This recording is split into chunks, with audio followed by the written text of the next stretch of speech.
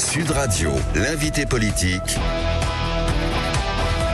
Jean-François Achilly. Et oui, à 8h15, l'invité politique de Jean-François Achilly ce matin, c'est Carl Olive, député Renaissance des Yvelines. Bonjour Carl Olive, et bienvenue. Ce sont les socialistes qui mènent désormais la politique du gouvernement.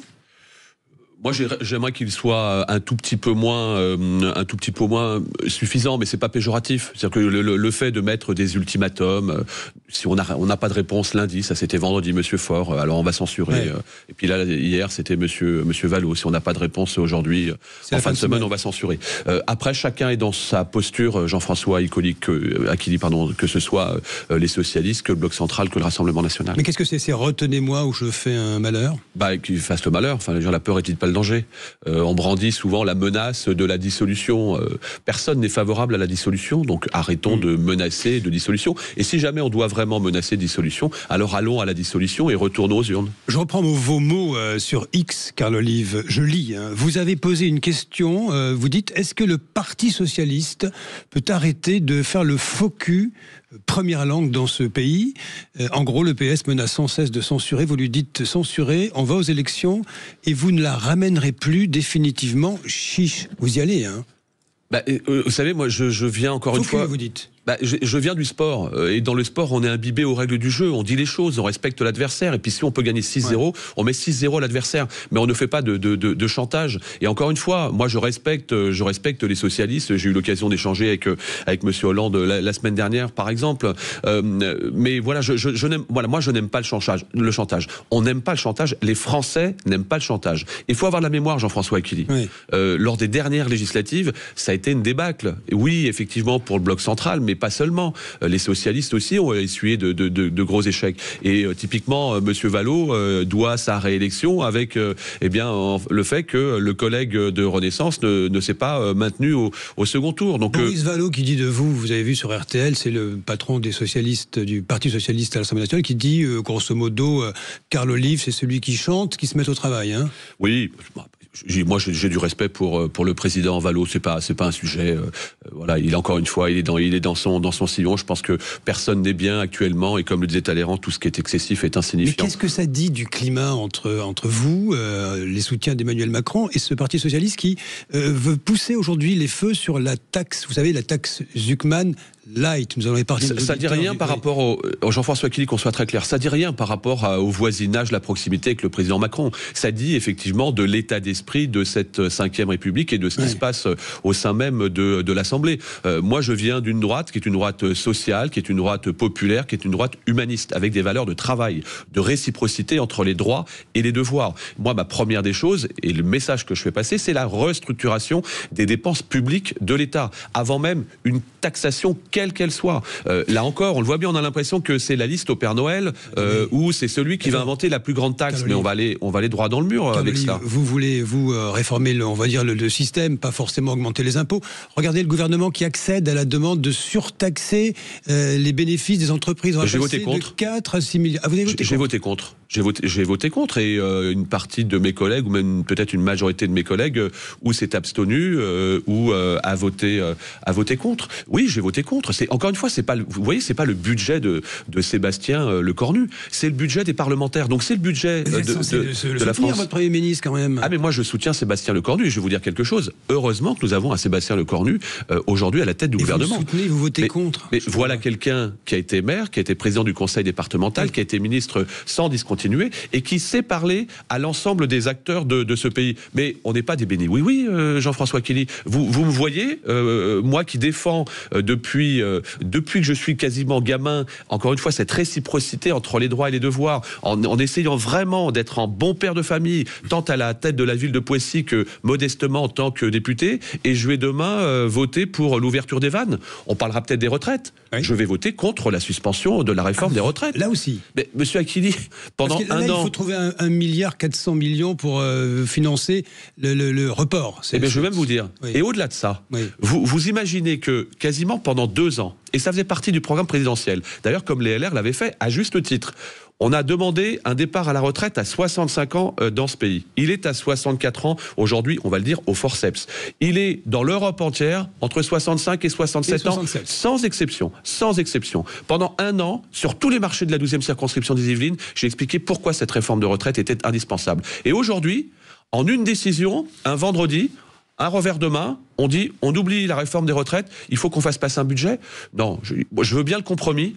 Je ne veux pas la compromission. Vous êtes d'accord que Emmanuel Macron, le président de la République que vous soutenez, est derrière cette décision de report de la réforme des retraites. Enfin, sans lui, sans son aval, ça n'existe pas. Alors je vais vous dire, je soutiens Emmanuel Macron, j'ai de gros désaccords avec lui, mais moi je suis un fidèle et un loyal, vous voyez. C'est pas des cailloux dans la chaussure, ça s'appelle des valeurs. Mais je peux ne pas être d'accord avec le président Macron. Je ferme la parenthèse. Mais le président Macron, il n'est pas derrière chacun des parlementaires pour leur dire ce qu'ils ont à faire. Chacun des parlementaires, on est 577, monsieur Aquili, chacun prend ses responsabilités. Je vais prendre les miennes. Je vais prendre les miennes comme un certain nombre de collègues. Donc, et je rejoins, sur ce sujet, je rejoins la position des Républicains. J'ai entendu monsieur Wauquiez, d'ailleurs, sur la défiscalisation, par exemple, des pourboires, la totale défiscalisation des heures supplémentaires. Mais évidemment que ça va dans ce sens-là. Il faut qu'on valorise la valeur travail dans ce pays. Sinon, on n'aura plus d'intérêt à aller travailler et on restera chez soi. J'ouvre une parenthèse, Carl Olive. Qu'est-ce que vous pensez de la victoire aux élections de mi-mandat de monsieur Javier Milei en Argentine? Vous savez, il était à plus de 40%. On avait prédit un destin funeste à ce monsieur et sa tronçonneuse. Quel regard vous portez là-dessus? Alors, je vais vous dire quelque chose. Le principe chez lui, par-delà la diatribe anti-Milei, c'est quand même un président qui a décidé de réformer en profondeur un système qui ne fonctionne plus depuis des décennies. Ça rappelle quelque chose, hein? Alors, on a entendu la même chose d'ailleurs sur Mme Mélina en Italie il y a quelques temps, et on voit bien ce qui se passe en Italie où on a un taux de croissance 4 fois supérieur à celui de notre beau pays. Je me précipite pas sur la lecture que vous faites sur l'Argentine parce que j'en suis pas un spécialiste. Il a les dollars de Trump derrière lui. Hein. Oui. En revanche, mais Jean-François Aquili. Il veut réformer le système. En revanche, Jean-François Aquili, qu'est-ce qu'on n'a pas entendu 24 heures qui précédaient cette élection en disant vous allez voir ce que vous allez voir, c'est le destin funeste, il va être KO contre 10 et l'Argentine de ce monsieur, c'est pas les Pumas au rugby ou les Diables de Maradona. Et ben voilà, je pense qu'il faut être très humble par rapport à cela. Mais vous qui êtes parlementaire, vous êtes depuis des semaines, des mois même désormais, dans on va dire des discussions budgétaires millimétriques qui ne parlent que de coups de rabot d'un côté, de hausse d'impôts de l'autre. Ça ne vous inspire pas? Vous n'avez pas envie de dire ici on renversait le logiciel? C'était l'ADN de cette Macronie que vous avez épousée en 2017. Moi je pense que notre principal adage serait d'être pragmatique, vous voyez, d'être pragmatique et faire simple plutôt que de vouloir faire compliqué, vous voyez, d'arrêter d'emmerder les Français. On veut faire des économies, par exemple, sur la santé. Je vais vous donner un tout petit exemple. Mettez du sport dans le cadre du temps de travail à vos agents dans les collectivités. C'est ce que j'ai fait à Poissy. 1 million d'euros d'économie. Quand vous investissez 1 euro dans le sport, vous faites 13 euros d'économie sur toutes les dérives, enfin tous les connexes directs et indirects. C'est juste un petit exemple. Écoutez les Français qui sont en prise directe avec la réalité du terrain. Allons voir les maires. Vous voyez là, on pourra aller voir les maires pour du court, du moyen ou du long terme. Qu'est-ce qu'on fait pour faire des économies dans ce pays? Qu'est-ce qu'on fait pour se mettre d'accord autour d'une table? On commence à le faire. C'est pour ça que je suis raisonnablement optimiste. On commence à le faire. Mais si on se dit les choses, Jean-François Aquili, à l'heure où l'on se parle, il reste encore 2800 amendements à examiner. La deadline, c'est vendredi. Vous pensez que ce sera bouclé? À 20 à l'heure, il n'y a que dans les périphériques qu'on voit cela. Qu'est-ce que ça veut dire? Ça veut dire c'est 20 amendements à l'heure qui sont examinés aujourd'hui. Donc on a l'impression quand même que c'est un petit peu l'emblème de la carpe, enfin plutôt de la tortue et du frein à main. Je suis pas sûr qu'on arrive au bout. Si on n'arrive pas au bout, soit on a un délai supplémentaire, ce qui n'est pas impossible. Soit la copie repart à l'initiale au Sénat. C'est-à-dire tout ça pour ça. C'est-à-dire que là, en ce moment, oui, on voit bien que c'est quand même la porte ouverte au concours Lépine de celui qui va avoir la plus belle idée pour taxer un peu plus les Français, notamment les classes moyennes. Je ne fais pas partie de cela. Vous n'avez pas marre de tout ce bazar, Carl Olive? Vous appartenez au socle commun. Quand vous voyez, par exemple, Édouard Philippe, ancien Premier ministre, qui demande la démission du chef de l'État, qu'est-ce que vous dites? C'est pas mon vœu, non pas que encore une fois, c'est pas une proximité avec le chef de l'État, c'est que dans les institutions de la Ve République, il faut que nous ayons une stabilité institutionnelle. Et peut-être ne reste-t-il que cela. Donc il faut que nous soyons vigilants. Pour autant, Édouard Philippe, je partage sa position sur effectivement des réformes de retraite qui sont pour moi encore une fois indispensables. Vous me demandez si j'en ai marre? Non, j'en ai pas marre. Moi, j'aime mon pays et je veux tout faire pour que ce pays puisse s'en sortir, parce que la France est belle. Et je veux pas donner raison à toutes celles et ceux qui veulent, vous voyez, le chaos, suivez mon regard, qui veulent le chaos et qui n'attendent qu'une chose, c'est de pouvoir nous foutre un beau bordel dans ce pays qui ne mérite pas ça malgré tout. À la même chose que vous, dégoûtant, à la France insoumise. La France insoumise. Oui, ben on le voit bien. La France insoumise, dès qu'elle peut nous pondre une idée ou faire quelque chose qui sort totalement des sentiers. Vous voyez ces deux députés de la France insoumise qui sont allés hier à la prison de la Santé pour tenter de visiter le détenu Nicolas Sarkozy. Ah oui, c'est pas pour prendre de ses nouvelles. Vous qui étiez à la réunion de soutien il y a tout juste une semaine, tiens, c'était ce matin. Oui, je me suis déplacé. Je me suis déplacé. Qu'est-ce que vous pensez de ces deux? D'abord, je veux dire, je me suis déplacé pour soutenir le président Sarkozy, parce qu'encore une fois, j'ai la mémoire et que j'ai été éduqué comme cela. Moi, je fais partie des députés de gauche comme de droite qui ont fait le pied de grue pour rencontrer à un moment donné de notre vie professionnelle le président Sarkozy. Je m'en souviens. J'ai pas eu une amnésie, vous voyez, qui soit une amnésie sélective. Mais c'est n'importe quoi. C'est n'importe quoi. On peut se rendre dans une maison de santé, dans une maison de centrale, dans une prison. Oui, je l'ai fait.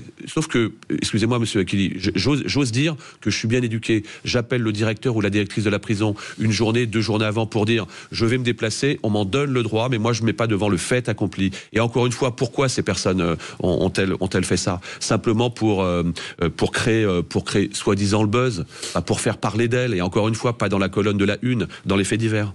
Vous avez vu ce que disent les LFI, hein. Nous sommes à 20 ans après les émeutes de 2005. Ça vous intéresse parce que vous êtes candidat de nouveau à Poissy. Vous n'étiez pas maire à l'époque, hein, mais vous êtes de nouveau candidat. Vous avez vu ce qu'écrivent Ercilia Soudé, député LFI, sur X. La police continue de tuer. Manon Aubry, députée européenne. Le racisme et la violence continuent de ronger la police. C'est insupportable. Et de causer des morts. C'est insupportable d'entendre ça. C'est insupportable. Parce que, encore une fois, la sécurité, c'est notre première des libertés. On devrait tous les jours les prendre en exemple, comme ça s'est passé d'ailleurs au moment des attentats. Moi, j'ai pas les mémoires courtes. Je vois des policiers municipaux, je vois de ce qu'on appelle des ASVP, des agences de surveillance de la voie publique, je vois la prévention spécialisée, je vois la police nationale, je vois la gendarmerie. Ces gens-là, on devrait les mettre sur un piédestal tous les jours. Oui, il peut y avoir des conneries qui soient faites. Oui, il peut y avoir des exceptions qui confirment la règle. Mais la règle, c'est qu'à 95%, 97%, ces gens-là, heureusement que nous les avons, parce qu'ils tiennent le pays. Ce sont des pourfendeurs et vraiment des catalyseurs de la paix sociale, et je le dis, dans ce pays. Carl Olive, vous allez vous présenter à Poissy. Vous en avez marre de l'Assemblée nationale? Absolument pas. Absolument pas. Mais aujourd'hui, il y a Zoukman Light. Zoukman Light, c'est pas le titre d'un film, hein. C'est pas la sortie du mercredi. Mais moi, Light ou pas Light ou Relight ou Zoukman 0 ou Zoukman sans sucre, il n'y a pas de Zoukman. Vous voyez, il n'y a pas de Zoukman, et ça nous fera du bien. C'est pas le régime que nous attendons pour notre pays. Vous n'avez pas un titre d'un film? Oui, c'est pas le titre d'un film, Zoukman Light. Encore un mot. Ça pourrait, hein. Oui, ça pourrait. Encore un mot, Carl Olive. Et donc, je m'embête pas à l'Assemblée nationale, mais j'ai du sang de la ville de Poissy qui coule dans mes veines. J'aime cette ville. Vous y retrouvez. Et je veux reprendre le flambeau de cette ville. Et vous soutenez Rachida Dati à Paris, Carl Olive. Vous avez vu, vos amis du socle commun, eux, veulent miser sur le candidat Horizon Pierre-Yves Bournazel. Et qui est un bon candidat. Oui. Mais j'ai le droit d'avoir effectivement ma préférence. Comme dit Julien Clerc, et ma préférence, c'est elle. C'est Rachida. Vous allez chanter, je crois, non? Non, là, il y a des moments où je veux bien chanter, mais là, en ce moment, vu l'état de ce qui se passe dans l'Assemblée nationale, je m'abstiens. Mais promis, je reviendrai avec grand plaisir. Hein. Carl Olive, est-ce que vous pensez que, très sincèrement, nous allons tenir ce budget? Est-ce que cela va vers une censure? Est-ce que, je sais bien que personne ne dispose de boule de cristal, mais c'est ma dernière question. Comment est-ce que vous sentez un peu les choses dans les jours qui viennent là? On va s'en sortir. On va s'en sortir. On va s'en sortir parce qu'au-delà de tout, je pense que nous avons, je vais y revenir, je pense que nous avons des élus et des parlementaires qui sont responsables dès lors où vraiment l'avenir du pays est entre nos mains. L'avenir du pays est entre nos mains. À quel prix? C'est bien celui qu'il faudra absolument mettre en commun pour ne pas faire en sorte que ce pays devienne encore plus imposé d'Europe, et qu'on reste dans la justesse et dans la justice sociale. Et je vais vous dire, dans la justice et dans la justesse sociale, alors Il faut qu'on ait un intérêt à aller travailler plutôt que de rester chez soi. Vous avez 4 heures. Merci, Carl Olive. Merci beaucoup, Carl Olive, je le rappelle, député Renaissance des Yvelines. Merci à vous, merci Jean-François Aquilly. Alors, on n'a pas 4 heures, mais on a une demi-heure pour débattre dans un instant avec Elisabeth Lévy et Éric Revel. On va parler notamment, pourquoi pas, ça vous fait réagir, 0826 300 300 sur ces 2 députés LFI qui ont tenté de rendre visite, tout simplement, à Nicolas Sarkozy à la prison de la Santé. Puis on pourra revenir aussi sur ce rapport, il est intéressant, ce rapport du CESE. Vous savez, c'est le Conseil économique, social et environnemental. Il nous dit qu'après la santé et le pouvoir d'achat, la 3e préoccupation des Français, eh bien, c'est l'instabilité politique. La situation politique devant l'immigration, d'ailleurs, devant le chômage. Ça vous fait réagir là aussi. 0826 300 300. Vous nous appelez. On est ensemble avec Elisabeth Lévy et Éric Revel jusqu'à 9h.